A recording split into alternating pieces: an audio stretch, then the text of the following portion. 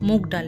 মুগ ডাল দিয়ে আমরা অনেক রকম পদ বানাতে পারি, যেমন কালো জিরে আদা ফোড়ন দিয়ে মুগ ডাল, মাছের মাথা দিয়ে মুগ ডাল, সবজি দিয়ে মুগ ডাল। সেই মুগ ডালেরই আজকে বানাবো আমি হালুয়া। যেমন তাড়াতাড়ি তৈরিও হয়ে যায়, তেমন খেতেও সুস্বাদু। তাহলে চলুন দেখে নেওয়া যাক কীভাবে বানাতে হয় এই মুগ ডালের হালুয়া। এই মুগ ডালের হালুয়া বানানোর জন্য আমি আগে থেকে 1 কাপ মুগ ডাল ধুয়ে ভিজিয়ে রেখেছি 2 ঘন্টার জন্য। ডালটা এমনভাবে ভিজতে হবে যাতে একটু হাতের চাপেতেই ডালটা ভেঙে যায়।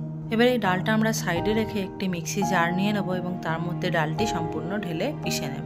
ডালটি পেষার জন্য আমরা কোনো রকম জল ব্যবহার করব না, এখানে জল ছাড়াই ডালটি পিষবো। আর ডালটি আমাদের খুব বেশি মিহিন করতেও লাগবে না, এমনভাবে পিষতে হবে যাতে ছুঁয়ে দেখলে মনে হয় সুজির দানায় হাত দিয়েছি। যেমন সুজির দানা ছুলে অনুভব হয়, ডালটি ছোঁয়ার পরেও যেন তেমনই অনুভব হয়। ডালটা আমাদের পেষা কমপ্লিট। দেখতেই পাচ্ছেন কেমন থকথকে একটি পেস্ট তৈরি হয়েছে। এবার একটি কড়াই গ্যাসে বসিয়ে দেবো। আর যে কাপ মেপে আমরা ডাল নিয়েছি সেই কাপ মেপেই আমরা নিয়ে নেবো 1 কাপ ঘি। আপনারা চাইলে ঘি রিফাইন্ড অয়েল মিশিয়েও বানাতে পারেন, অথবা ডালডা দিয়েও বানাতে পারেন, তা না হলে শুধু রিফাইন্ড অয়েল দিয়েও বানাতে পারেন।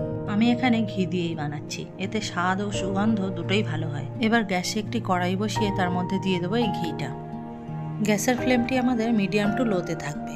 আর ঘিটা গলে গেলে এর মধ্যে দিয়ে দেবো বেটে রাখা মুগ ডাল।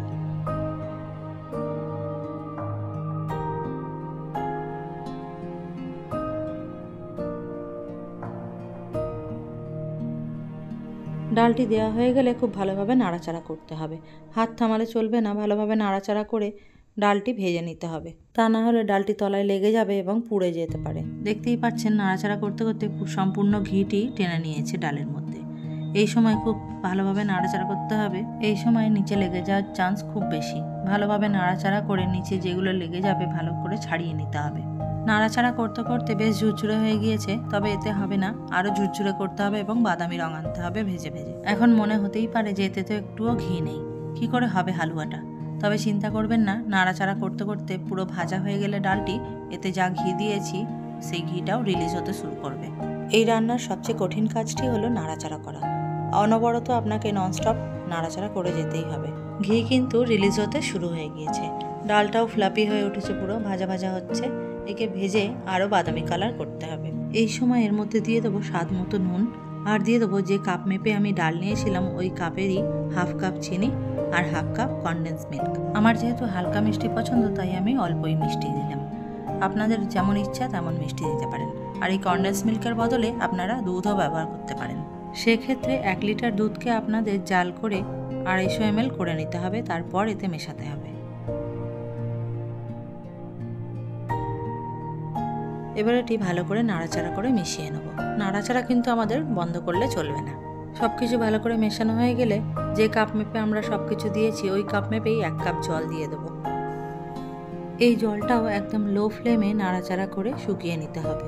জলটা যত শুকনো হবে তত একটি আঠালো পেস্টের মতো তৈরি হতে থাকবে। তাতে অসুবিধা নেই, স্লো ফ্লেমে নাড়াচাড়া করতে করতে এটিও ঘি রিলিজ করতে শুরু করবে।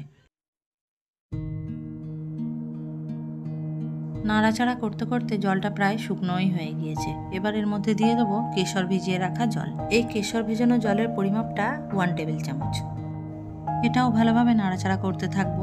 আর অন্যদিকে অন্য একটি পাত্রের মধ্যে দিয়ে দেবো 2 টেবিল চামচ ঘি এবং তার মধ্যে দিয়ে দেবো পছন্দ মতো কিছু ড্রাই ফ্রুট। এই সমস্ত ড্রাই ফ্রুটগুলি লাল লাল করে ভেজে এইগুলি দিয়ে দেবো আমরা হালুয়ার মধ্যে।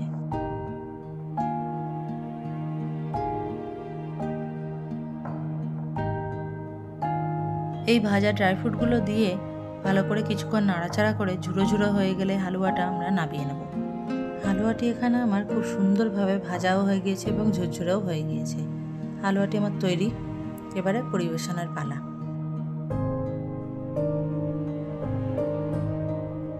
এই অপূর্ব স্বাদের মুগ ডালের হালুয়া পরিবেশন করুন উপর থেকে শুধুমাত্র কয়েকটি কেশর ছড়িয়ে দিয়ে।